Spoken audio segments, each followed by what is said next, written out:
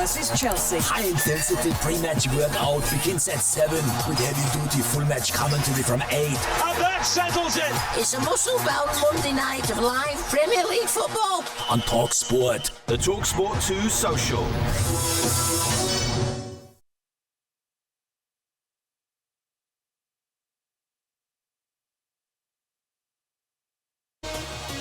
The Premier League is back in session, and what a way to kick off a new campaign. Half an hour gone, Brighton 4, Aston Villa 0. It is Jack Hinchelwood again. Manchester City 2, Bournemouth 1, and Josko Vardiol has potentially won it on Enzo Maresca's debut as head coach. The Bosniak's had a lot of time to work out what he wants to do with his spot kick, and he fires it high into the top corner. Hornacek went the right way, but he couldn't keep it out, and Liverpool have rescued a point right at the end of this game. This is the Premier League, this is TalkSport, and it's about to heat up again.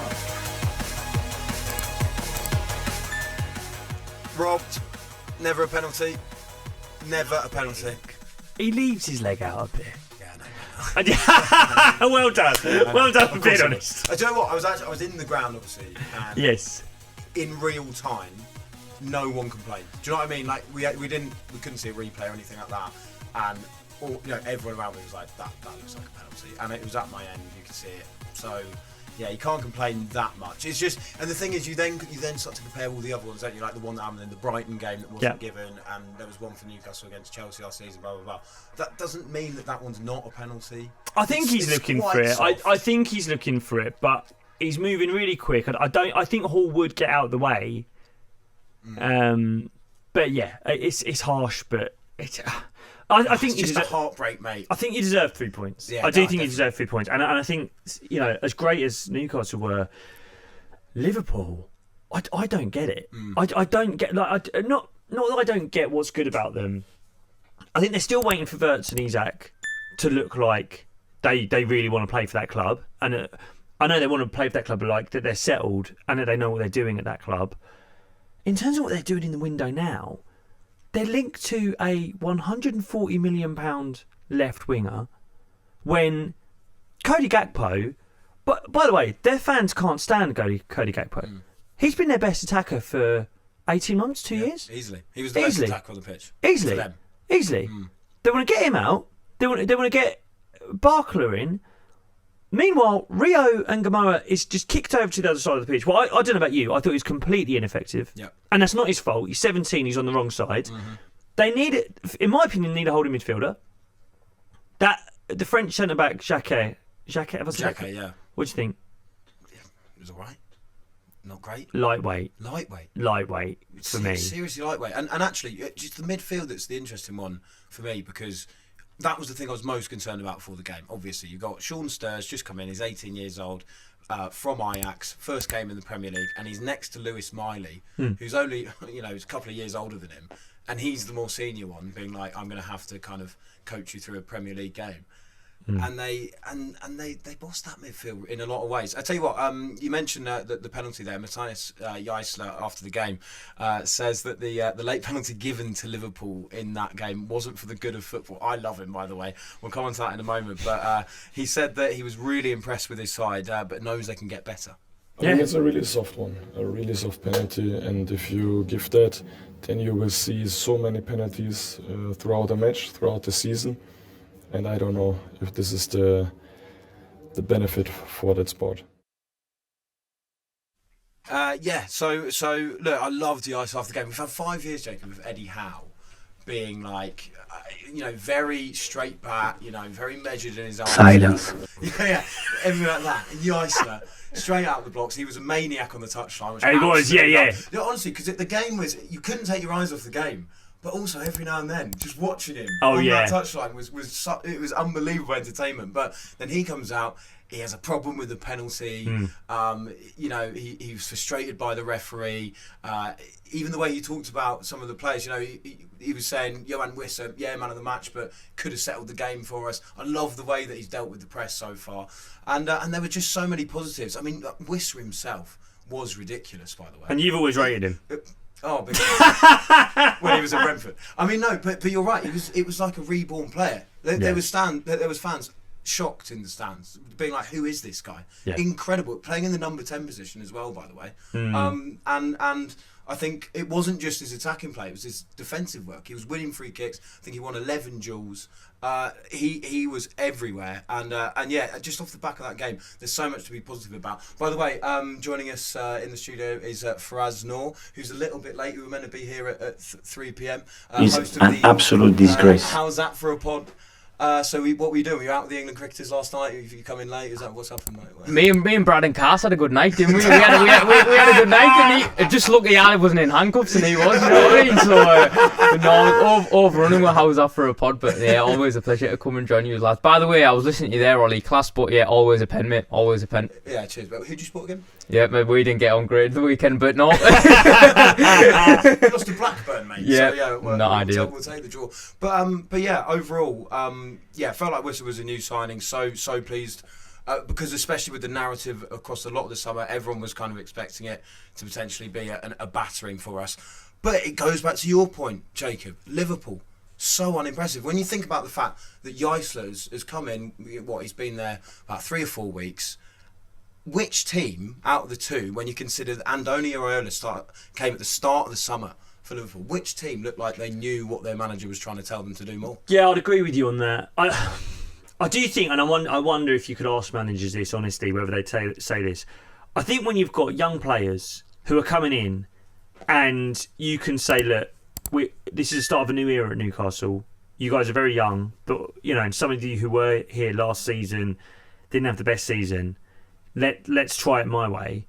Is that slightly easier than when you're working with players like Isak and Wirtz who've come in for a huge amount of money, and what Iraola wants to do is so different to what Slot was doing last season? And I look at some of the tools that he has to do it. Most fullbacks, mate. But this is what I was going to say. They don't look like a Premier League team. No. I really mean that in the most cruel way possible, right? What you're saying there about Johan Visser playing as a number 10, right? A lot of people wouldn't think of Johan Visser as a number 10. But the guy you bought from Brentford, as you say, physical, good in the air, chases everything. That's how number 10s play in the Premier League. Yeah. When you think of like what is a fullback in the Premier League nowadays, you have to be physical. You have to win your duels. They've got Kirkes and Frimpong. It looks like something out of 2010. Yeah. Do you know what I mean? It feels like something like it's too lightweight. Midfield is too lightweight. They completely outpaced for the first goal. I know Elanga's quick, but completely outpaced. When you see where Elanga starts for the first goal, yeah.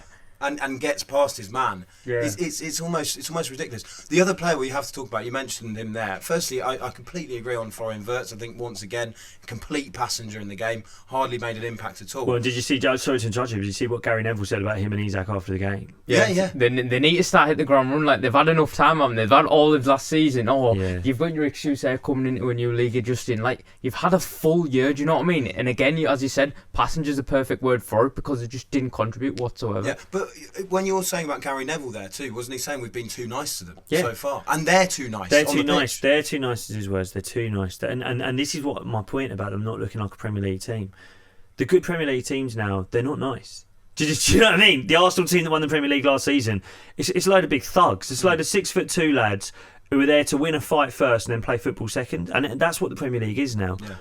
Yeah. The worst thing you can say about Isak and Wirtz, they're just so lightweight. Yeah. They're not there to win a fight, and that's what every Premier League game is now. And I tell you what, does this sum it up? I heard Simon Jordan talking about this a little bit earlier on Talk Sport. When Liverpool won that penalty late on, there was the as a Newcastle fan, you sit there and go, oh, right, that's it. This is a draw now. And then the next thought that everyone has is, we've booed him all game, and Isak's going to take this, and he's going to score, and he's going to shut us up. And then Szoboszlai takes it, and look, he scores. I get it. It's a brilliant penalty. Good pen. Serious pen. Right. But Isak should be taking that. Isak should be stepping up and saying, no, I'm having this. I'm having this. They booed me all game. This is the moment for me when maybe my form turns around. And instead, he hides. He gives it to Szoboszlai. Well, I've got to say, and you won't agree with this being a Newcastle fan, but I was a massive Alexander Isak fan 18 months ago. Like I looked at him and I was like, all the things I don't like about Haaland, it's not that I don't like Haaland, but sometimes he's a bit lumpy. Do you know what I mean? So sometimes he doesn't really influence the game. I like my strikers like my Van Persies, my Henrys back in the day, who you could kind of put them anywhere on the pitch. They're as much creators as they are finishers. And I was watching Isak 18 months ago in that really good Newcastle side who won a trophy, and I was like, this is one of those. He can take it on the dribble on the halfway line and beat 3 guys. He can pass. He physically he's good. He can run a game. And I was sort of like, I want the strikers like this. You know, I don't want to sound like I'm being negative about anyone. I prefer that to a Chris Wood, to an Erling Haaland, to a Victor Gyökeres. And so I'm really disappointed with what I've seen since he's gone to Liverpool, because it's not just that he's not been good. It's like he's stopped trying to be good. Yeah. It's like he's not as assertive. He's not trying to be the best striker in the league, which I thought he had every right to be. Yeah, that coolness, that you know, how clinical he arrogance. He's got arrogance. He had an arrogance. You know, that celebration that he did, there was an arrogance to it. It's like, yeah, he thought he was the best in the world. You're not taking penalties. You don't think you're the best in the world right now. And time isn't on his side. He's 28 nearly. Like, he hasn't got forever to find that form again after a leg break last season. And if I was a Liverpool fan, I'd be quite concerned about that now. Do you think there's a world where, when that penalty gets given, Isak himself thinks, right, okay, it's a chance to shut these guys up, but actually if I miss, you know, I'm already lacking in confidence. I've already feel like I've lost my touch. Even when the ball was played to him and he skied it over the bar, I wasn't even nervous that he was going to score. Genuinely, I cheered that as much. I was going to say, yeah, it was absolutely brilliant. Standard. Played out of play a few times as well, which was great to see. But I think that might have been going through his mind for us. But I'm not sure that that's the mindset a clinical striker should have. He should have been demanding the ball. 100%, and I think that's what I was going to touch on as well. I feel as if that is probably the forefront of his mind of them nerves. And I was thinking, do you think he's ever got over that he hasn't delivered? Like, he knows he hasn't delivered. You'd like to think he'd know that anyway, do you know what I mean? But do you think he's ever got over that sort of price tag that looms on him? And he's thinking, like, I can't deliver this. And then he's thinking in front of the Newcastle fans as well, it's even more so, I don't want to miss because I know I'm going to get tortured and I'm not going to go back. And I just think you can't have that mind. To be fair, at the elite level, I don't understand how that mindset's even there, because you're there for a reason. Do you know what I mean? You've got to that level for a reason. Shearer takes that penalty. Oh, Shearer takes that penalty, even if he's had that stretch of Haaland takes the penalty. Well, you say that, but didn't he? He didn't take one in the FA Cup final, did he? No, but I think if he felt as though he'd had a rough day and people had been on his back, he takes it. You're right. He wanted to shut the fans up, I think. And that's the point, really, isn't it? You see it off the pitch with Haaland. He's got that personality. And I think, as we were saying, when he was at his best, Isak felt like he had that personality. All the best strikers have massive personalities. Even not Ekitike taking that penalty. Ekitike's taking that penalty, right. 100%. Right. And that's the thing, even harking back to last season, when Ekitike was in the mix, like, I just don't understand how he can play Isaac. I mean, Ekitike was easily probably one of Liverpool's best players last season. He was unbelievable. First half he was. First half of the season, he was absolutely class. And I feel as if you've got Isaac coming in there, and he even wanted that point to prove even more. You know what I mean? You could tell. And I feel as if now, obviously, he's injured at the minute, but Isaac's just not. He's just not there. He's not there whatsoever. It's a big problem for Liverpool, because you kind of start to look at that bench and you think, who's he coming off for? Who's coming on in that position until Ekitike is fit again? Because that was another theme of yesterday, as we were kind of waiting for that red number 9 to come up and see him taken off. Just literally sitting there going, "Go on, Iraola, go on, do it." Yeah, let us do it. Let us enjoy it.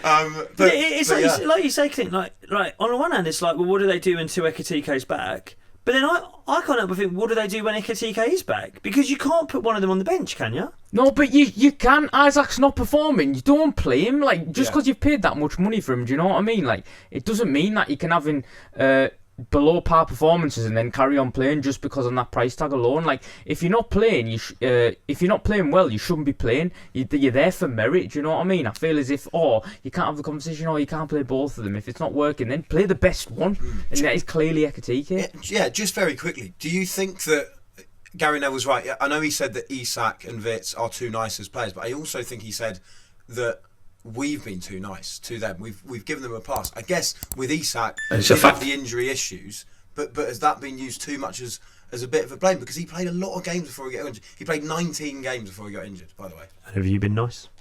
Absolutely not. Yeah.